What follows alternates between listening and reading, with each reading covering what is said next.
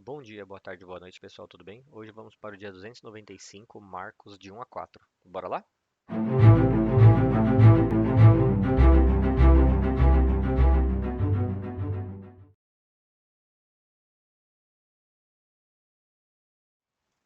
Marcos 1. O princípio do Evangelho de Jesus Cristo, o Filho de Deus, conforme está escrito no profeta Isaías. Vejam, enviarei o meu mensageiro à sua frente. Ele preparará o seu caminho. Voz do que clama no deserto: preparem o caminho para o Senhor, endireitem as veredas para ele. Assim, apareceu João Batista no deserto pregando o batismo de arrependimento para o perdão dos pecados. Pessoas de toda a região da Judéia e todos os habitantes de Jerusalém iam até ele. Quando confessavam os seus pecados, eram batizados por ele no Rio Jordão. João vestia roupas feitas de pelos de camelo, usava um cinto de couro na cintura e comia gafanhotos e mel silvestre. Esta era a sua mensagem: depois de mim vem aquele que é mais poderoso do que eu, de quem não sou digno de, curvando-me, desamarrar as correias das sandálias. Eu os batizo com água, mas ele os batizará com o Espírito Santo. Aconteceu que, naqueles dias, Jesus veio de Nazaré, na Galiléia, e foi batizado por João no Rio Jordão. Assim que saiu da água, Jesus viu o céu se abrindo e o Espírito descendo como pomba sobre ele. Então veio dos céus uma voz: Você é o meu filho amado, em quem tenho prazer. Em seguida, o Espírito impeliu Jesus ao deserto, onde foi tentado por Satanás durante 40 dias. Estava com os animais selvagens e os anjos o serviam. Depois que João foi preso, Jesus foi para a Galiléia, proclamando o evangelho de Deus. O tempo é chegado, dizia ele. O reino de Deus está próximo. Arrependam-se e creiam no evangelho. Enquanto andava às margens do mar da Galiléia, Jesus viu Simão e André, seu irmão, lançando redes ao mar, pois eram pescadores. Então Jesus lhes disse: Sigam-me, e eu os farei pescadores de homens. No mesmo instante, eles deixaram as redes e o seguiram. Indo um pouco mais adiante, viu Tiago e João, filhos de Zebedeu, preparando as redes no barco. Imediatamente Jesus os chamou e eles o seguiram, deixando Zebedeu, o pai deles, com os seus empregados no barco. Então eles entraram em Cafarnaum. Assim que chegou o sábado, Jesus entrou na sinagoga e começou a ensinar. E ficavam maravilhados com o seu ensino, porque os ensinava como quem tem autoridade, não como os mestres da lei. Justo naquele momento, havia na sinagoga deles um homem com espírito imundo, o qual gritou: Que queres conosco, Jesus de Nazaré? Vieste para nos destruir? Sei quem tu és, o Santo de Deus. Jesus, porém, o repreendeu, dizendo: Cale-se e saia dele. Então o espírito imundo sacudiu o homem violentamente e, gritando, saiu dele. Todos ficaram tão admirados que perguntavam uns aos outros: O que é isto? Um novo ensino? E com autoridade? Até os espíritos imundos dá ordens, e eles lhe obedecem? As notícias a seu respeito se espalharam rapidamente por toda a região da Galiléia. Assim que saíram da sinagoga, foram com Tiago e João à casa de Simão e André. A sogra de Simão estava de cama e com febre, e logo informaram Jesus a respeito dela. Então ele se aproximou dela, tomou-a pela mão e ajudou-a a se levantar. A febre a deixou e ela começou a servi-los. Ao anoitecer, depois do pôr do sol, trouxeram a Jesus todos os doentes e os endemoniados. Toda a cidade se reuniu à porta da casa, e Jesus curou muitos doentes com vários tipos de enfermidades. Também expulsou muitos demônios. Não permitia, porém, que falassem, porque sabiam quem ele era. De madrugada, quando ainda estava escuro, Jesus levantou-se, saiu de casa e foi a um lugar deserto, e ali orava. Simão e os que estavam com ele foram procurá-lo, e, ao encontrá-lo, disseram: Todos estão te procurando. Jesus respondeu: Vamos para outro lugar, para os povoados vizinhos, a fim de que eu pregue lá também. Afinal, foi para isso que eu vim. Então ele percorreu toda a região da Galiléia, pregando nas sinagogas e expulsando os demônios. Um leproso aproximou-se dele e suplicou-lhe de joelhos: Se quiseres, pode purificar-me. Cheio de compaixão, Jesus estendeu a mão, tocou nele e disse: Quero, seja purificado. Imediatamente a lepra o deixou, e ele foi purificado. Em seguida, Jesus o despediu com uma severa advertência: Olhe, não conte nada a ninguém, mas vá, apresente-se ao sacerdote e entregue, pela sua purificação, a oferta que Moisés ordenou, para que lhe sirva de testemunho. Ele, porém, saiu e começou a tornar público o fato, espalhando a notícia. Por isso, Jesus já não podia entrar publicamente em nenhuma cidade, mas ficava fora, em lugares solitários. Mesmo assim, vinha a ele gente de todas as partes. Marcos 2. Poucos dias depois, tendo Jesus entrado novamente em Cafarnaum, ouviu-se falar que ele estava em casa. Então, muitos se reuniram ali, de forma que não havia lugar nem à porta, e Jesus lhes pregava a palavra. Alguns homens vieram até Jesus trazendo um paralítico, carregado por 4 pessoas. Não podendo levá-los até Jesus, por causa da multidão, removeram parte da cobertura do lugar onde Jesus estava e, pela abertura do teto, baixaram a maca em que o paralítico estava deitado. Vendo a fé que eles tinham, Jesus disse ao paralítico: Filho, os seus pecados estão perdoados.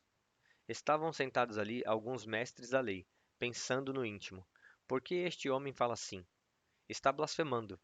Quem pode perdoar pecados, senão somente Deus? Naquele momento, como Jesus sabia em seu espírito o que estavam pensando, disse-lhes: Por que pensam essas coisas no coração de vocês? O que é mais fácil dizer ao paralítico: Os seus pecados estão perdoados? Ou dizer: Levante-se, pegue a sua maca e ande? Mas, para que vocês saibam que o Filho do Homem tem na terra autoridade para perdoar pecados, disse então ao paralítico: Eu digo a você, levante-se, pegue a sua maca e vá para casa. Ele se levantou, pegou imediatamente a maca e saiu à vista de todos. Com isso, todos ficaram admirados e glorificavam a Deus, dizendo: Nunca vimos nada igual. Jesus saiu outra vez para a beira do lago. Toda a multidão aproximou-se, e ele começou a ensiná-los. Ao sair dali, viu Levi, filho de Alfeu, sentado na coletoria, ele disse: Siga-me.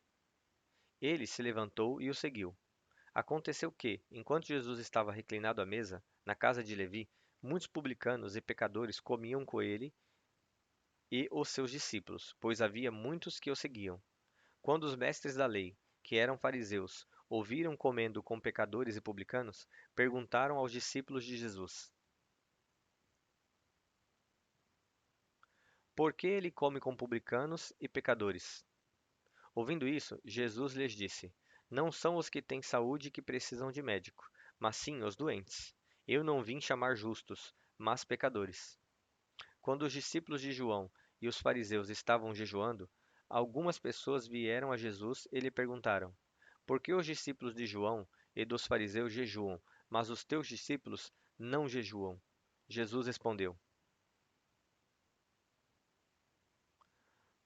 Como podem os convidados do noivo jejuar enquanto este está com eles? Não podem fazê-lo enquanto o noivo está com eles. No entanto, virão dias quando o noivo lhes será tirado. Naquele dia, então, jejuarão. Ninguém põe remendo de pano novo em roupa velha, pois o remendo forçará a roupa, tornando pior o rasgo.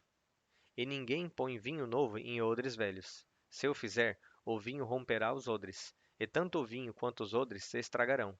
Ao contrário, põe-se vinho novo em odres novos. Aconteceu que, certo sábado, Jesus estava passando pelas lavouras de cereal. Enquanto caminhavam, os seus discípulos começaram a colher espigas. Os fariseus lhe perguntaram: Veja bem, por que eles estão fazendo o que não é permitido no sábado? Ele respondeu: Vocês nunca leram o que fez Davi quando ele e os seus companheiros estavam em necessidades e com fome? Nos dias do sumo sacerdote Abiatar, ele entrou na casa de Deus e comeu os pães da presença, o que era permitido apenas aos sacerdotes, e os deu também aos seus companheiros. E acrescentou: O sábado foi feito por causa do homem, não o homem por causa do sábado. Assim, pois, o Filho do homem é Senhor até mesmo do sábado. Marcos 3. Jesus entrou novamente na sinagoga, e ali havia um homem com uma das mãos atrofiada. Eles observavam Jesus de perto para ver se curaria o homem no sábado, procurando um motivo para acusá-lo. Jesus disse ao homem da mão atrofiada: Levante-se e venha para o meio. Depois, Jesus lhes perguntou: O que é permitido fazer no sábado? O bem ou o mal?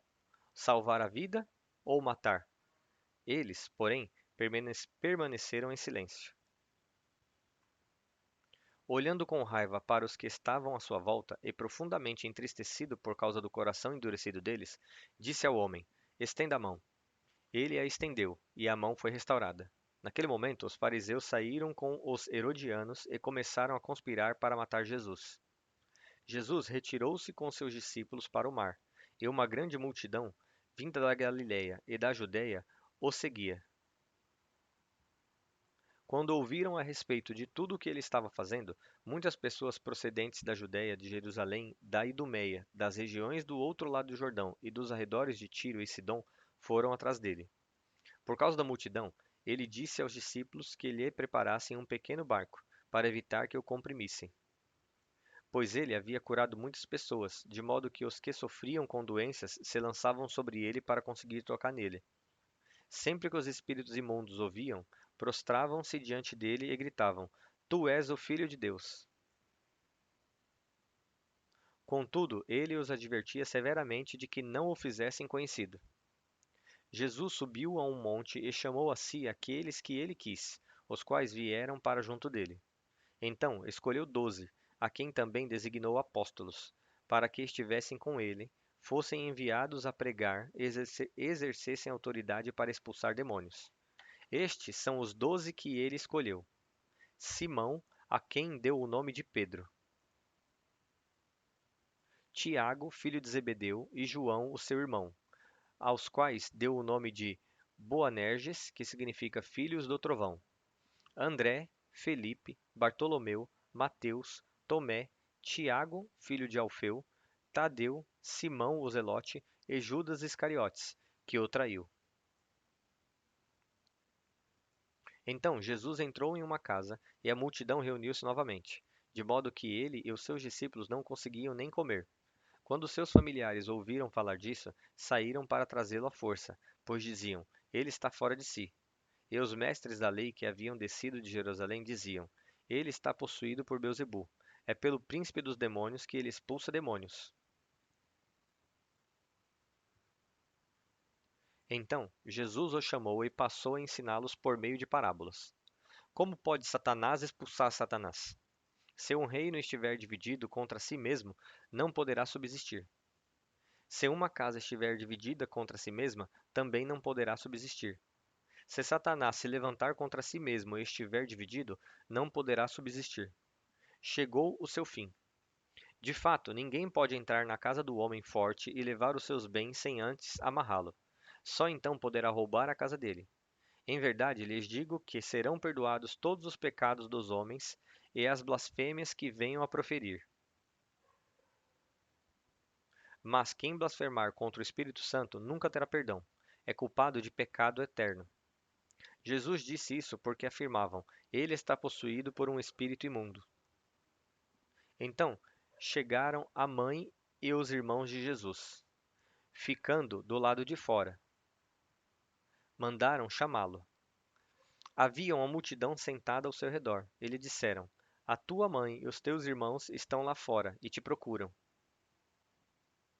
Quem é a minha mãe e quem são os meus irmãos? Perguntou ele.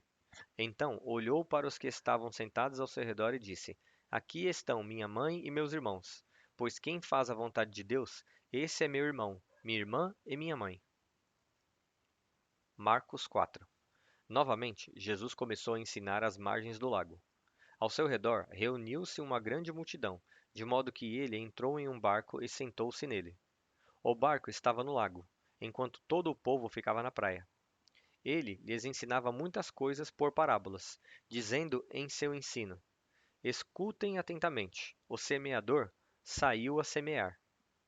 Aconteceu que, enquanto ele semeava, uma parte caiu à beira do caminho, e as aves vieram e a comeram.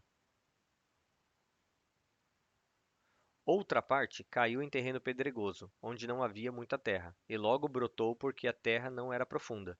Mas, quando saiu o sol, a planta se queimou e secou porque não tinha raiz. Outra parte caiu entre os espinhos, que cresceram e a sufocaram, de forma que ela não deu fruto. Outra ainda caiu em boa terra e deu boa colheita, germinando e crescendo, de modo que produziu 30, 60 e 100 vezes mais. E acrescentou: Aquele que tem ouvidos para ouvir, ouça.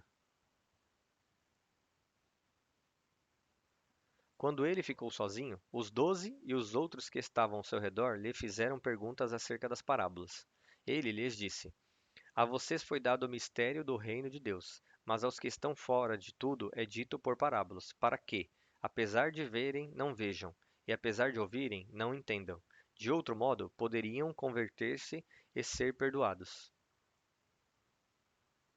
Então, Jesus lhes perguntou: Vocês não entendem esta parábola? Como, então, compreenderão todas as outras? O semeador semeia a palavra. Algumas pessoas são como a semente, à beira do caminho, onde a palavra é semeada. Assim que a ouvem, logo vem Satanás e retira a palavra nelas semeada. Outras são como a semente que caiu em terreno pedregoso. Ouvem a palavra e logo a recebem com alegria. Contudo, visto que não têm raiz em si mesmas, permanecem pouco tempo. Quando surge alguma tribulação ou perseguição por causa da palavra, logo a abandonam. Outras são como aquelas que foram semeadas entre os espinhos.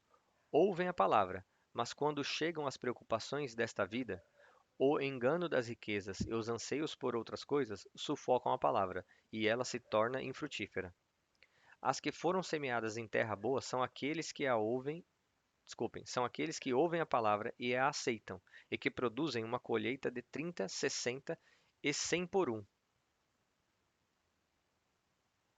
Ele também lhes disse: Ninguém traz uma lâmpada para ser colocada debaixo de uma vasilha ou de uma cama. Acaso não a coloque em um lugar apropriado? Portanto, não há nada oculto, senão para ser revelado, e nada escondido, senão para ser trazido à luz. Se alguém tem ouvidos para ouvir, ouça.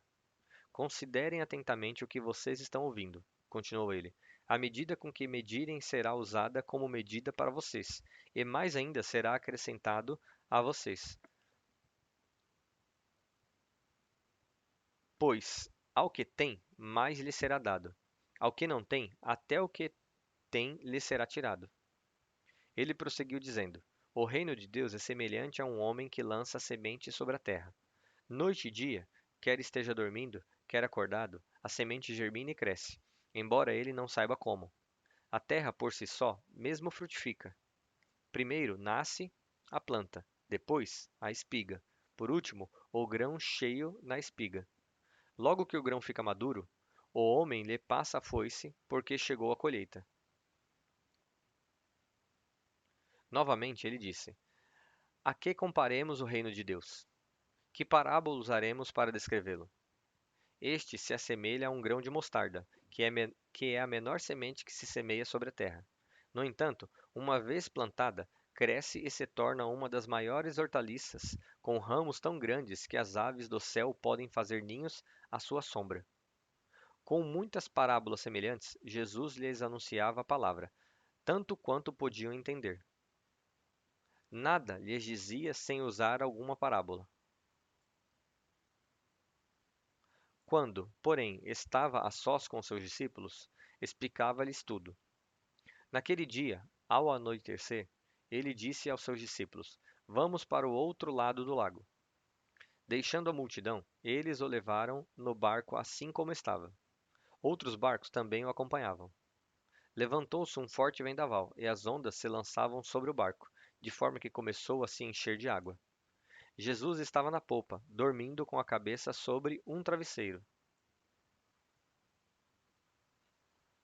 Os discípulos o acordaram e clamaram: Mestre, não te importa se morrermos? Ele se levantou, repreendeu o vento e disse ao lago: Aquieta-se, acalma-se.